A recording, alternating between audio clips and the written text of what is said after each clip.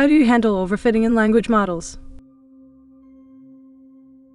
Answer: overfitting is a common issue in language modeling, where a model learns to memorize the training data rather than generalizing to new, unseen examples. To combat this, language models use various regularization techniques to prevent the model from relying too heavily on specific features or patterns. One such technique is dropout, which randomly deactivates a fraction of neurons during training, preventing the model from overfitting to specific features. Another technique is weight decay, which imposes penalties on large parameter values, discouraging overly complex model configurations. Additionally, early stopping is used, which terminates training when the model's performance on a validation dataset begins to deteriorate, preventing further overfitting.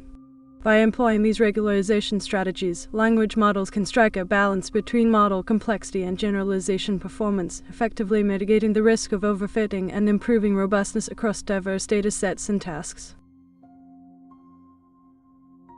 By using these techniques, language models can learn to generalize better to new, unseen data, rather than just memorizing the training data. This is particularly important in language modeling, where the goal is to generate coherent and meaningful text that can be understood by humans. If a language model is prone to overfitting, it may generate text that is accurate but not meaningful, or that is specific to the training data and not generalizable to new situations. By using regularization techniques, language models can avoid this problem and generate text that is both accurate and meaningful. Overall, handling overfitting in language models is crucial for developing models that can generalize well to new data and perform well in real-world applications.